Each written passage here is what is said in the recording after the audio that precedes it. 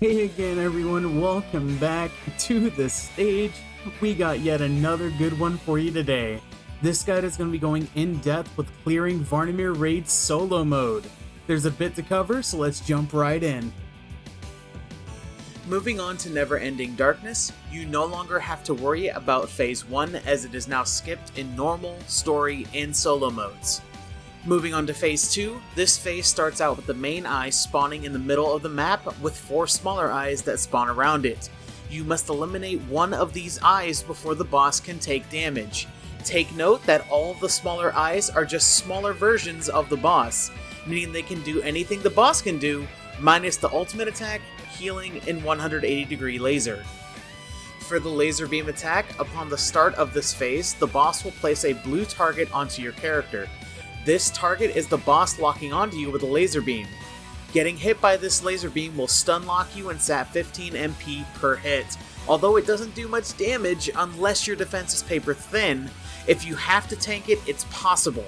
Just be ready to use a potion afterwards unless you can heal MP. The smaller eyes can do this too. For the spike ball attack, this boss will spawn spikes all around his body. These spikes do minimal damage, but it does stun lock you for a bit, so it's better to avoid this attack. The smaller eyes can do this too. For the healing mechanic, the smaller eyes may have spheres appear around them. These spheres will have plus signs floating upwards from them, signifying the main eye is attempting to heal. To stop this, simply eliminate the smaller eyes.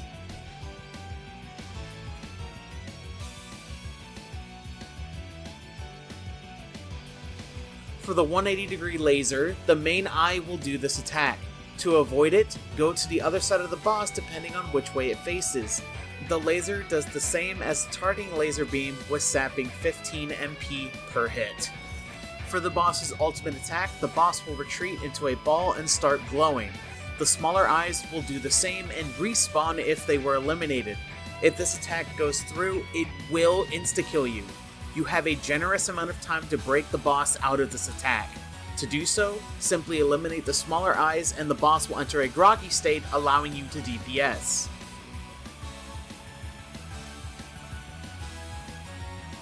Moving on to Phase 3, the boss will spawn in the center of the map.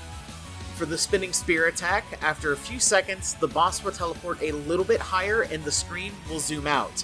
After this, red markings will appear in 3 random directions from the boss. This is where the boss will spawn spears from its body. The boss will then begin to rotate clockwise or counterclockwise. It is advised to avoid this attack as it does a lot of damage and has the potential to insta-kill you if your defense is low. Pay attention at lower HP thresholds as the boss will turn around and start rotating the other way after a few seconds. The targeting laser and spike ball are the exact same as Phase 2. Moving on to the Thorn Pillar attack, the boss will teleport to a random location on the left, center, or right side. The screen will then zoom out and you will see a red glow affect an area around you.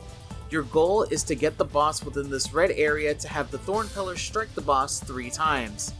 Once the third pillar hits the boss, it will enter a groggy state and allow you to DPS. Try not to get hit by this attack as it does do a lot of damage, if not insta-kill you.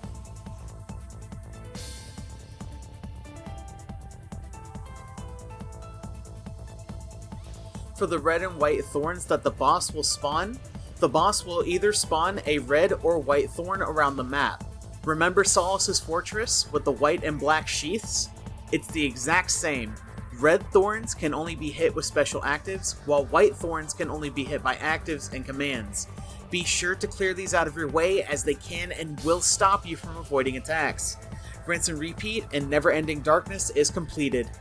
Some tips for newer players. For Phase 2, I recommend focusing on the smaller eyes first before targeting the main boss. Eliminating the smaller eyes makes it easier for you to dodge the main boss's attacks, and you don't have to worry about them trying to hit you with something random. For Phase 3, pay attention to the boss. The boss will display a path to show where it's going to teleport to, and it teleports a lot during this phase. Take it slow, and you'll clear this dungeon no problem. Phew, that was a lot. I totally get it if this dungeon seems like a lot, especially if you're a new player. But that's where the thrill of raid dungeons comes from. The challenge they give is unlike any other dungeon you've done. And don't forget those sweet, sweet rewards that you can get from them too. Take things slow and steady until you start recognizing attack patterns and such to avoid them, and you'll get your clear. The curtains are closing for now, but make sure to come on back when we open them again. And don't forget to break some legs and do the whoosh.